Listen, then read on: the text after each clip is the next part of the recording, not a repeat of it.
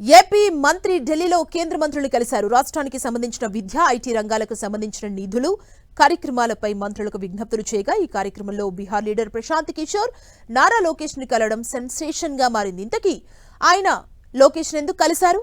గతంలో అసెంబ్లీ ఎన్నికలకు ముందు టీడీపీకి వ్యూహం రచించగా ఇప్పుడు కూడా రిపోర్ట్లు ఏమైనా ఇస్తున్నారనే టాక్ బయలుదేరింది.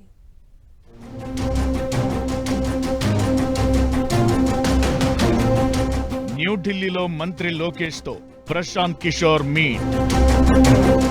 ఎన్నికలకి ముందు వ్యూహం, తాజా భేటీపై ఆసక్తికర చర్చ.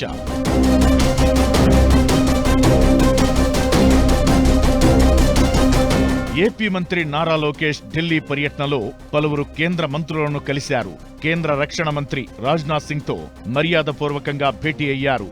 ఈ సమావేశంలో రాష్ట్రంలో అభివృద్ధి కార్యాచరణలు, కూటమి ప్రభుత్వం ఏర్పడిన తరువాత చేపట్టిన కార్యక్రమాలను రాజ్నాథ్ సింగ్ కి వివరించారని తెలిసింది. విద్యాశాఖ మంత్రి ధర్మేంద్ర ప్రధాన్తో కూడా లోకేష్ భేటీ అయ్యారు. పీఎం శ్రీ పథకంలో మరో 1514 పాఠశాలలకు అవకాశం ఇవ్వాలంటూ విజ్ఞప్తి చేయడంతో పాటు పూర్వోదయ పథకం కింద 5684 కోట్లు మంజూరు చేయాలని కోరారు. దానికి ముందు విశాఖలో డేటా సిటీ ఏర్పాటు కోసం Google cloud MD Vikram Singh, country director Ashish తో కూడా భేటీ అయ్యారు. అయితే నారా లోకేష్ పర్యటన ఓవైపు అధికారికంగా సాగుతుండగా ప్రశాంత్ కిషోర్ తో భేటీ ప్రాధాన్యత సంతరించుకుంది. పార్టీకి ఎన్నికల ముందు టీడీపీకి వ్యూహాలు, సూచనలు అందించిన ప్రశాంత్ కిషోర్ ఇప్పుడు ఏపీలో పరిస్థితులపైన ఇచ్చిన గ్రౌండ్ రిపోర్ట్లో కీలక అంశాలను ప్రస్తావించినట్లు ప్రచారం సాగుతోంది.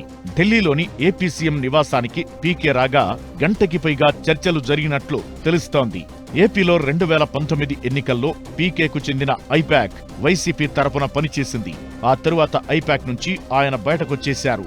బీహార్లో జన్ సురాజ్ పేరుతో సొంతంగా పార్టీ ఏర్పాటు చేశారు. కాగా 2024 ఎన్నికల సమయంలో పలు సందర్భాల్లో పీకే టీడీపీ అధినేత చంద్రబాబుతో భేటీ అయ్యారు.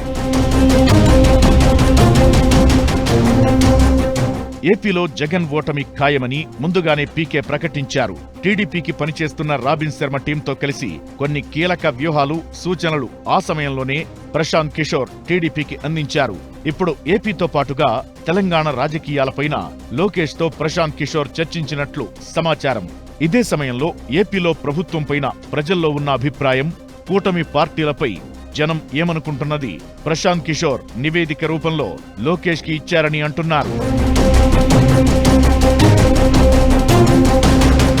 ఏపీలో కూటమి ప్రభుత్వ పాలనపైన టీడీపీ నాయకత్వం ఎప్పటికప్పుడు క్షేత్రస్థాయి నుంచి సమాచారం సేకరిస్తోంది. పథకాల అమలు విషయంలో వస్తున్న ఫీడ్బ్యాక్ తో వాటి అమలు చేయాలనే ఆలోచన చేస్తోంది.